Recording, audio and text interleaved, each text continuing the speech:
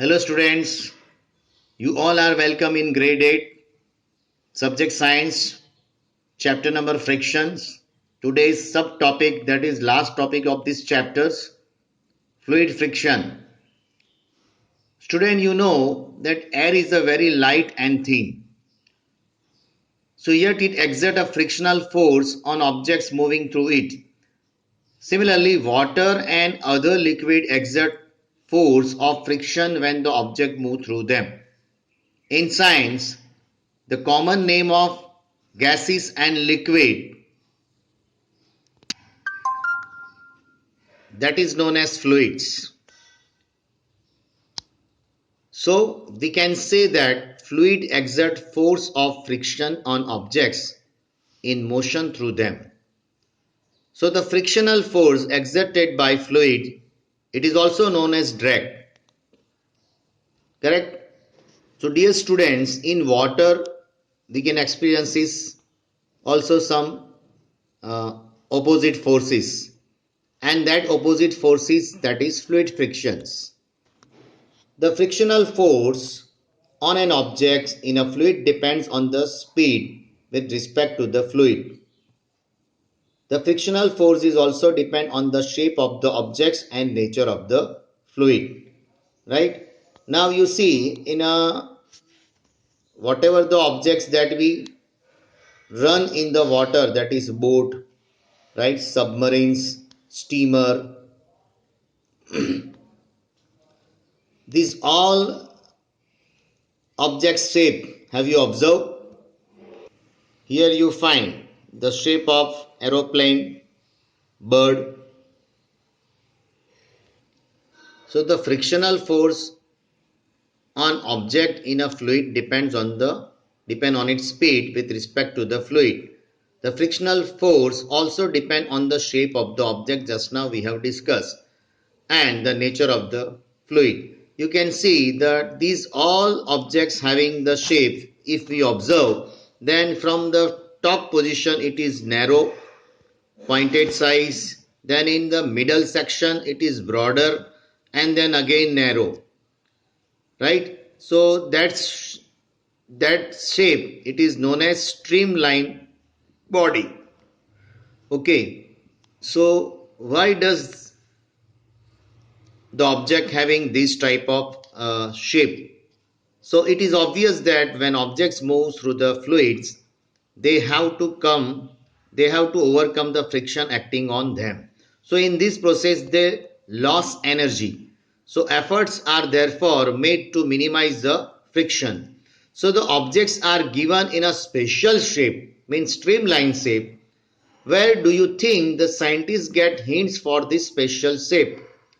From the nature, of course. Birds and fishes have to move about in the fluid all the time.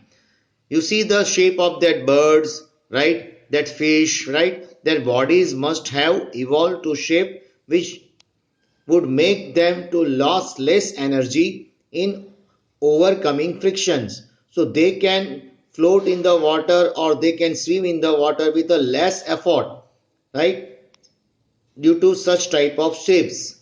So when from the top position narrow shape is there, so whatever the frictions, the amount of friction will be very less. So that particular objects, it can move fast, that speed is fast in that water.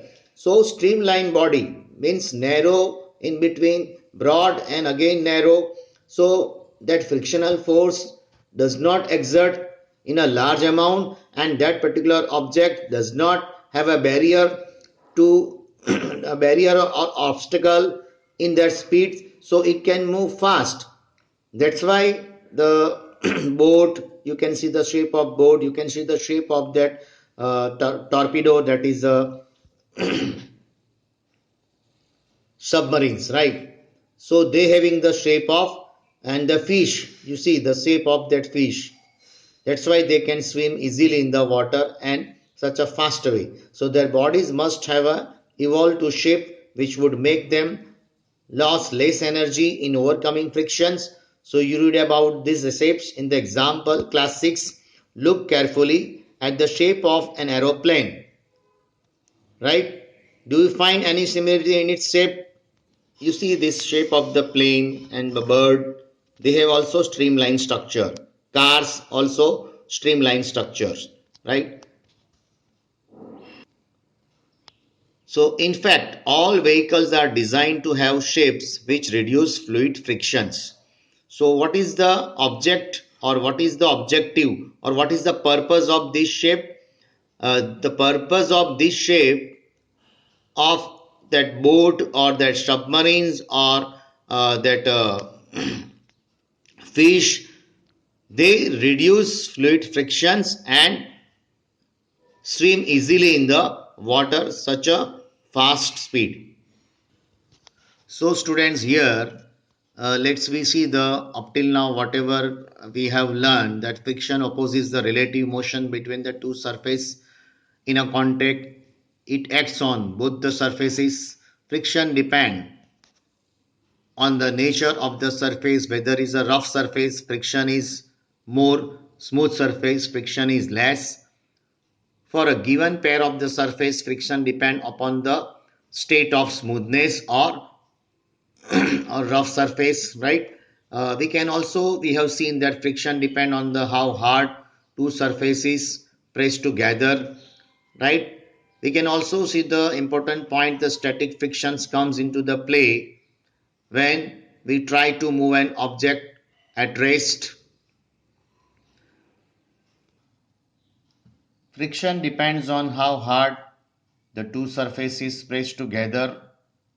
Static frictions comes into play when we try to move an object at rest. Sliding frictions comes into play when an object sliding over the another, right? Sliding friction is a smaller than the static frictions, right? In static frictions, friction becomes more.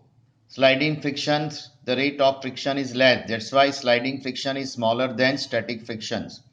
Rolling frictions is too smaller than sliding friction is too smaller than static frictions. Frictions can be increased by making a surface rough. We can also see the sole of the shoes and the tires of the vehicles are threaded to increase the friction. Whenever the grooves are there under the sole of the shoes, right, it increases the grip. As the friction is increases, so the sports person or the person cannot fall down. Sometimes friction is undesirable, so that is an evil, it is act as an evil. So machine parts, right, after such a long time, machine parts required to replace due to frictions. So if we want to reduce the friction, we have to apply lubricants like grease, oil. So when one body rolls over another body, rolling friction comes into play. So rolling friction is smaller than sliding friction, and sliding friction is smaller than static frictions. So in many machines, friction is reduced by using ball bearing. That also we have studied.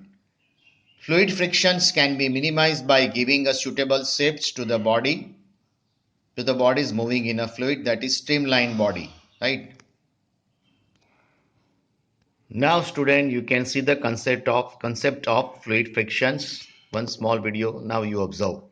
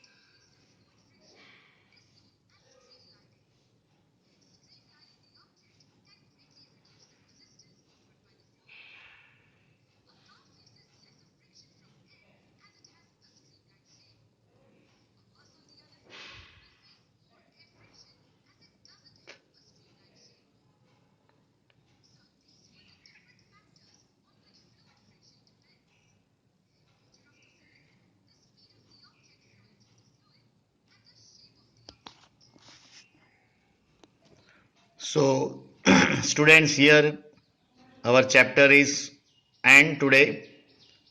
Next time I will send you the notes of this chapter and extra videos. So have a nice day. Thank you. Goodbye.